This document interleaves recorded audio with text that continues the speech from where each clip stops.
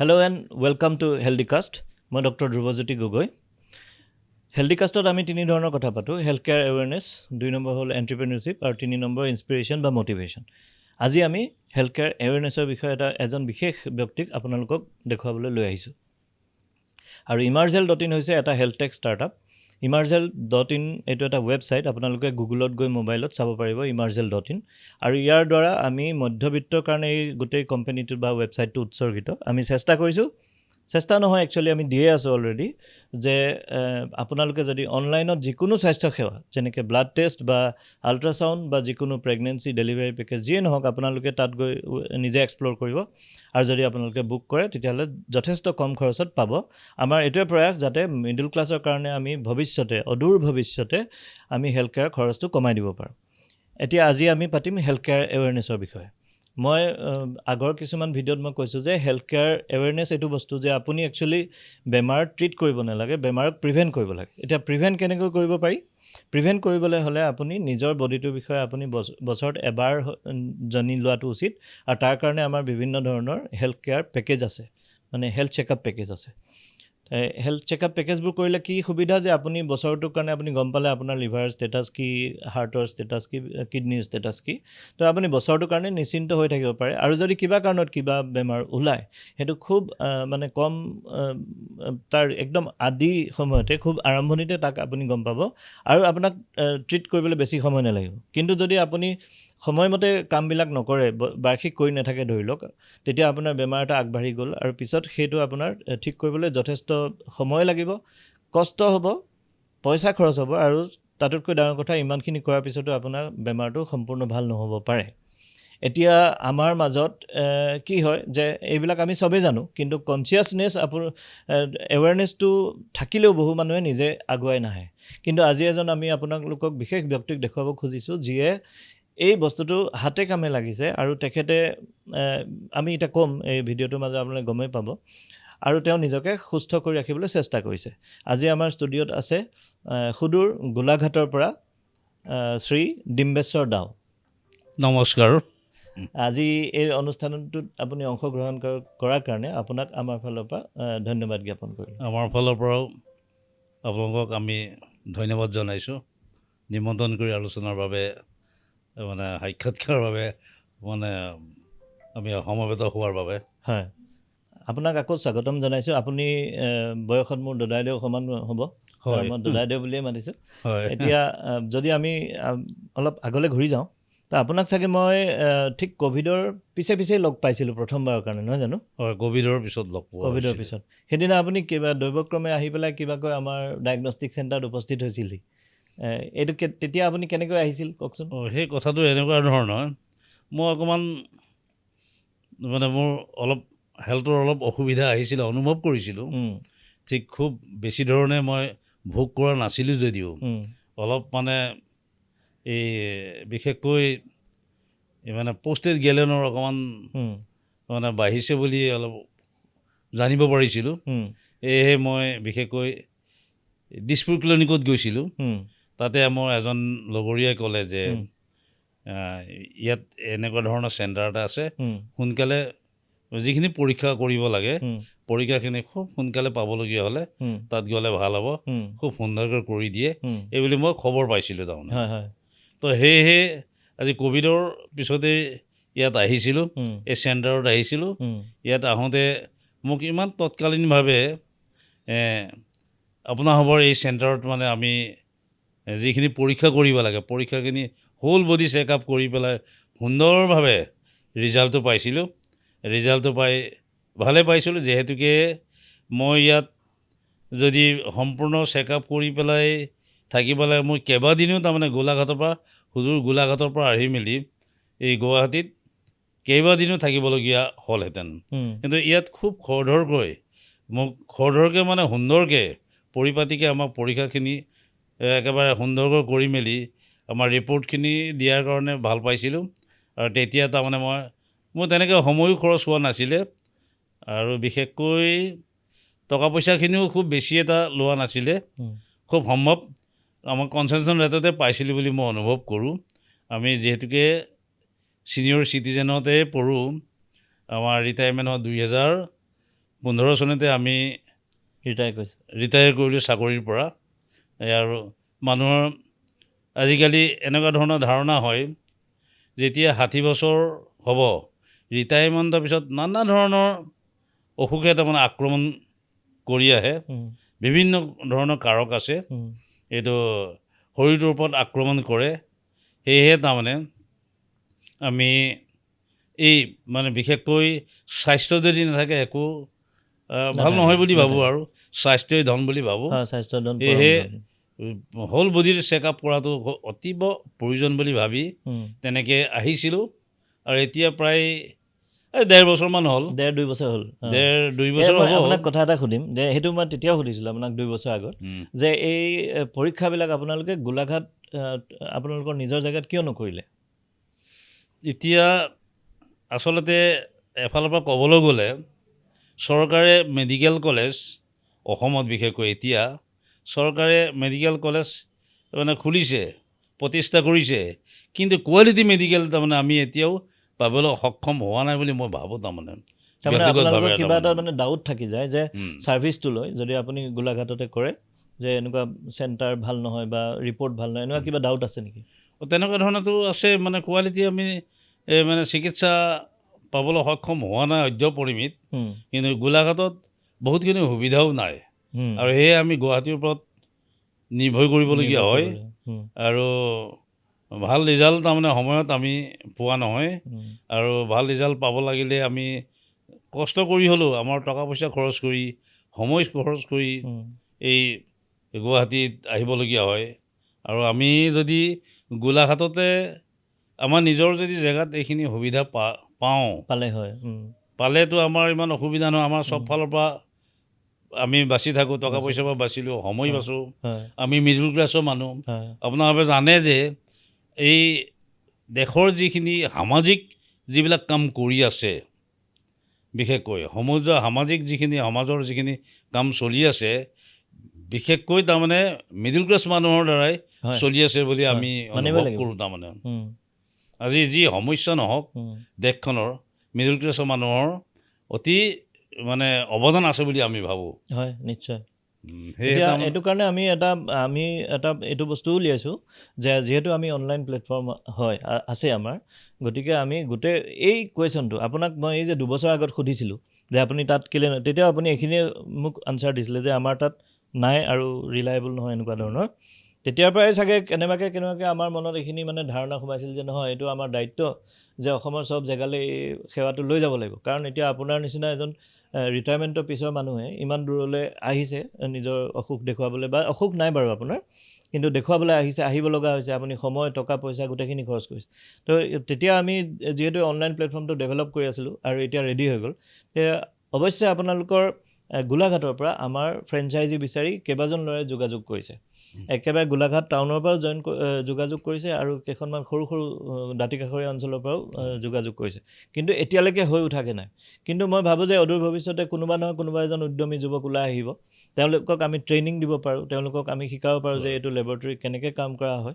তেওঁ মানে মেডিকেলৰ নহ'লেও হ'ব, মেডিকেল বেকগ্ৰাউণ্ডৰ নহ'লেও হ'ব, সেইবিলাক আমি শিকাই দিব পাৰোঁ। তেওঁ খালি উদ্যমী যুৱক এজন হ'ব লাগিব, যিয়ে সাহস কৰিব যে নহয় আমাৰ অঞ্চলৰ এটা লেবৰেটৰী লাগে, ইমাৰ্জ হেল্থৰ লগত জড়িত হৈ মই এই বস্তুটো তালৈ যদি লৈ আহোঁ বহুত মানুহৰ সুবিধা হ'ব, লগতে ময়ো কিছু উপাৰ্জন কৰিব পাৰিম। অদূৰ ভৱিষ্যতে চাগে তেনেকুৱা এটা গঢ় লৈ উঠিব। এনেকুৱা আমাৰ মডেলটো আছে আৰু আমি লৈ যাবলৈ চেষ্টা কৰিছোঁ। আৰু লগতে আমি এই অনুষ্ঠানটোৰ মাজতে এইটো আহ্বানো জনাইছোঁ, যদি গোলাঘটীয়া ৰাইজে এই দদাইদেউ আজি আমাৰ লগত আছে, এই প্ৰগ্ৰেমটো চাই আছে, তেতিয়াহ'লে আপোনালোকে যোগাযোগ কৰিব পাৰে। যদি উদ্যমী যুৱক, বিজনেছমেন বা ইভেন মেডিকেল লাইনৰ লগত জড়িত কোনোবা টেকনিচিয়ান বা এনেকুৱা আছে উদ্যমী যুৱক, আগুৱাই আহক, আমি আপোনালোকক শিকাম যে কেনেকৈ এটা লেবৰেটৰী খুলিব লাগে। আৰু আমাৰ এই গুৱাহাটীৰ ছেইম লেবৰেটৰীটো এটা কপি পেষ্ট কৰি আমি গোলাঘাটত দি দিম।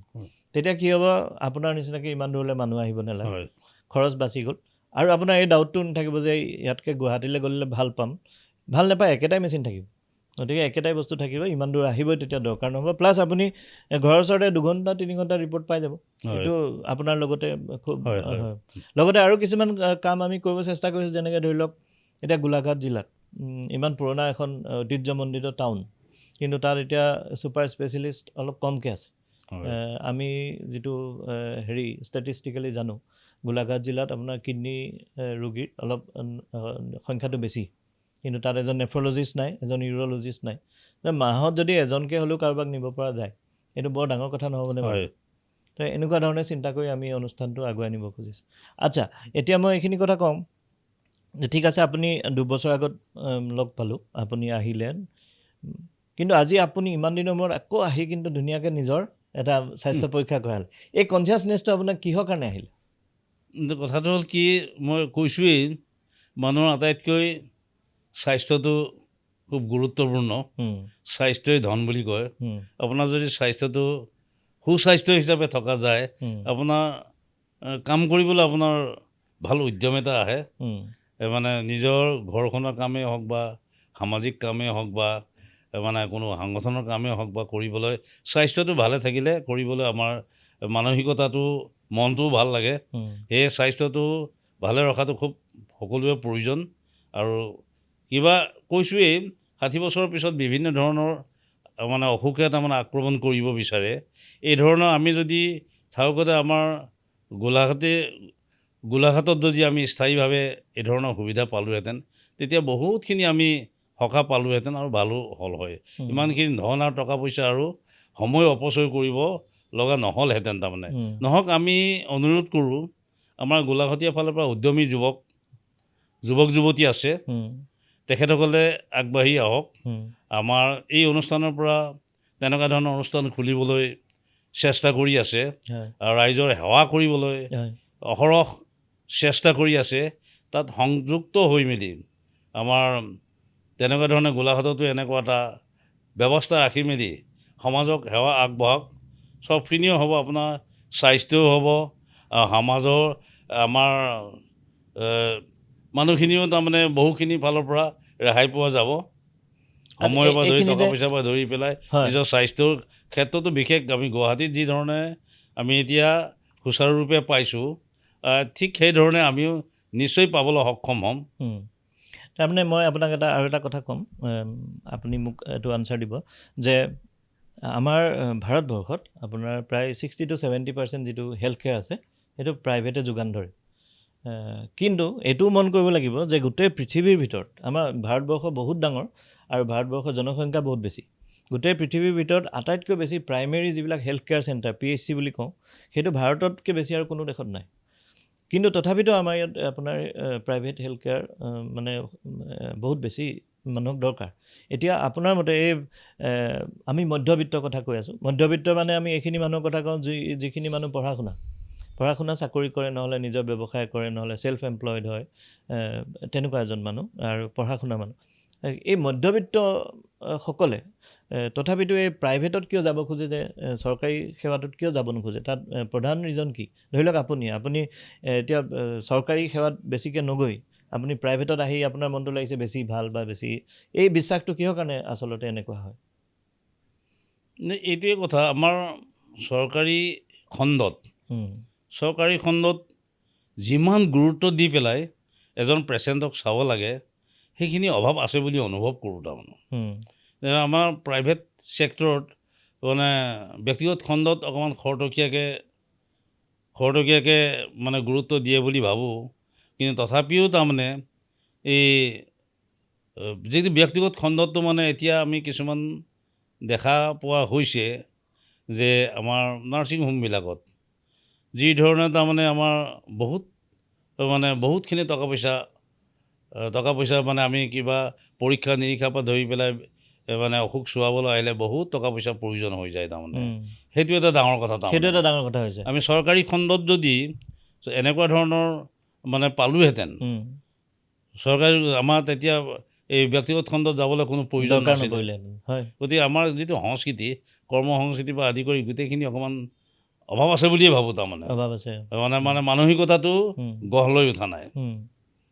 জানিও তাৰমানে আমাৰ গুৰুত্ব দিয়া নাই বুলি আমি অনুভৱ কৰোঁ তাৰমানে। হয়, এতিয়া ভাৰত এখন বিশাল দেশখনত আমাৰ চৰকাৰী যিসকল এমপ্লয়ড মানুহ তেওঁলোকৰ নাম্বাৰো যথেষ্ট বেছি আৰু ইণ্ডিয়াত মানে এনেকুৱা এটা হৈ গৈছে যে চৰকাৰী চাকৰি পালে আৰু চিন্তা নাই এনেকুৱা ধৰণৰ, তো সেৱাৰ মনোভাৱটো অলপ কমি যায়।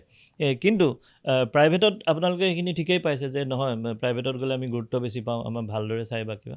খালি এই বস্তুটো নিশ্চয় এতিয়া আপুনিও ক'লে এইটো নিশ্চয় এটা সমস্যা হৈ উঠিছে লাহে লাহে যে প্ৰাইভেটত যিটো খৰচ সেইটো বাঢ়ি গৈছে। মই এই মুহূৰ্তত এটা কথা ক'ব বিচাৰোঁ, মোৰে এজন লগৰীয়া এই তাৰ মানে এই পোষ্টেড গেলেনৰ কথা প্ৰস্ৰাৱৰ বিষয় লৈ পেলাই এটা আমাৰ গুৱাহাটীৰ ওচৰতে দেখাব আহিছিলে এই আজি অলপ দিনৰ আগত। তেখেতৰ সেই পোষ্টেড গেলেনটো অলপ বাঢ়ি যায়, মানে তাৰ পৰা এটা পৰীক্ষা কৰিবলৈ দিলে। সেই পৰীক্ষাটোত মানে হয়তো ইয়াত আপুনি যি ধৰণে আমাৰ ইয়াত ৰেহাইমূলক আমি পাইছোঁ, তাততো কিবা এটা পৰীক্ষাৰ নাম কৈছে 50,000 লাগে বুলি ক'লে। টকা পইচাটোত গুৰুত্ব দিছে, মানুহৰ মানে স্বাস্থ্যটোত মানে গুৰুত্ব দিয়া নাই। ইমান কষ্টলি হ'লে কেনেকৈ একোজন অৱসৰপ্ৰাপ্ত মানুহে ক'ৰ পৰা ইমান টকা পইচা পাই পেলাই সেইটো চিকিৎসা কৰাব? এইটোতো সম্ভৱ নহয়। সেইটো তাৰমানে আমাৰ গুৱাহাটী নাতিদূৰত বহিছে তাৰমানে, খুব মানে একেবাৰে আমাৰ প্ৰচাৰ প্ৰসাৰত তাৰমানে আগবাঢ়ি গৈছে। কিন্তু প্ৰেক্টিকেল সেই প্ৰচাৰ প্ৰসাৰত আহি পেলাই প্ৰেক্টিকেলি মানে চেকআপ কৰিবলৈ আহিছে, কিন্তু বহুত মানে ইমান সম্ভৱ নহয় তাৰমানে। একোজন অৱসৰপ্ৰাপ্ত মানুহে বা মধ্যবিত্ত একোটা পৰিয়ালে ইমান টকা পইচা খৰচ কৰি মানে এইটো চেকআপ কৰাটো সম্ভৱ নহয়। তাতকৈ একেবাৰে মানে হৈ অনন্ত ধামলৈ গতি কৰিব, উপায় নাই তাৰমানে।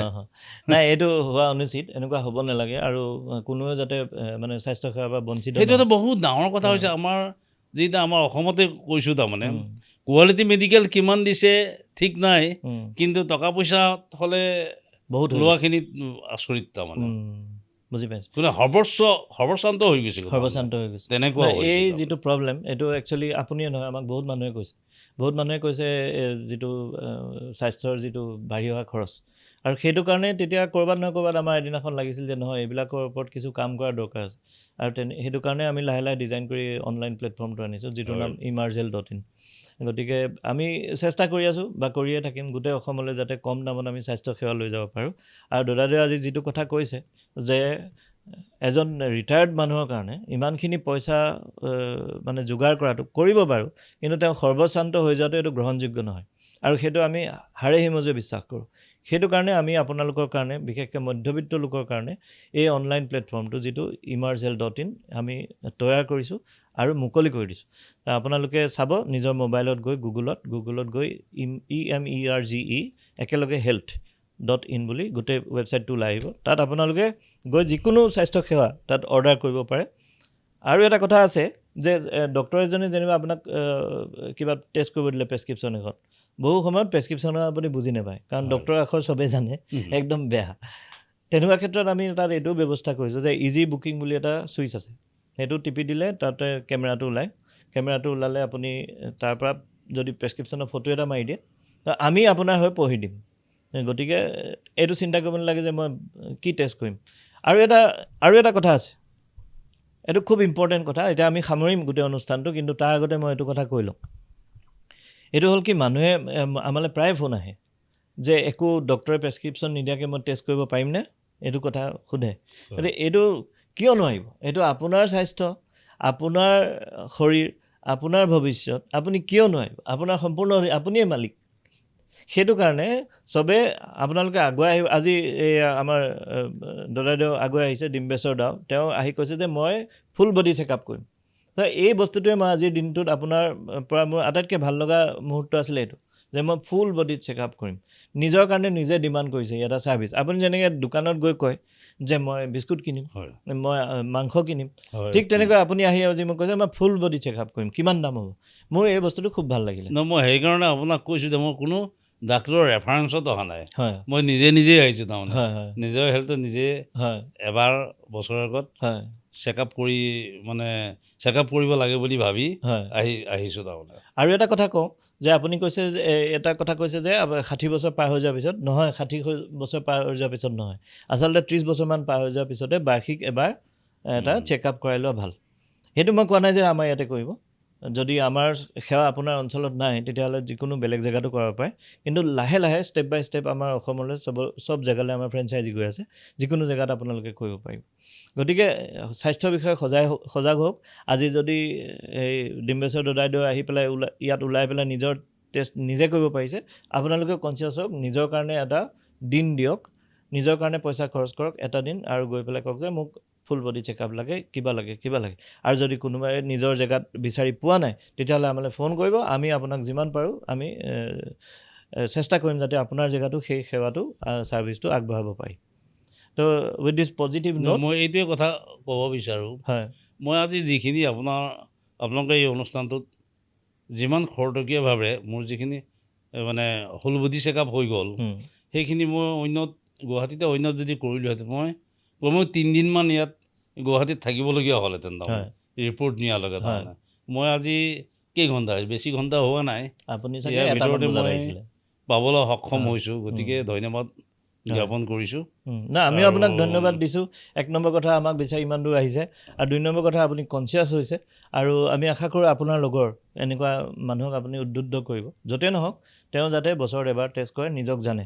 আৰু এইটো এটা মানে পজিটিভ নোটত মই অনুষ্ঠানটো শেষ কৰিম যে দদাইদেউ চব নৰ্মেল আহিছে, অকণমান সামান্য লিভাৰত ফেটি লিভাৰ আহিছে, এইটো সামান্য, আপোনাৰ এইটো বয়সত একোৱে কৰিব লগা নহয়।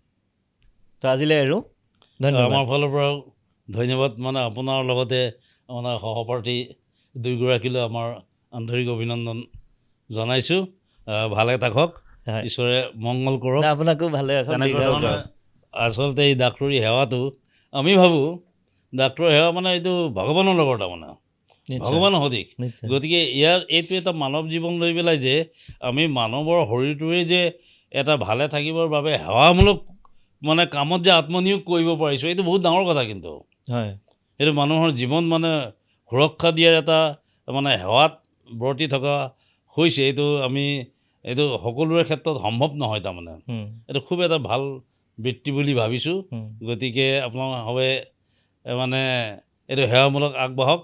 নিশ্চয় আমি ভগৱান বিশ্বাস কৰোঁ, নিশ্চয় আপোনালোকৰো মানে জীৱন সাৰ্থক হ'ব বুলি, পুণ্য ভাগ কিছু পাব বুলি আমি মানে ভাবিছোঁ। গতিকে আমি এতিয়া এই অনুষ্ঠানভাগি সামৰণি লৈ আহি আছোঁ। হ'ব তেতিয়া নে? তেতিয়া অহা বছৰ আকৌ লগ পাম নিশ্চয়, আৰু কিবা হ'লে আকৌ আহিমেই মাজতে। নাই, একো নহয় আপুনি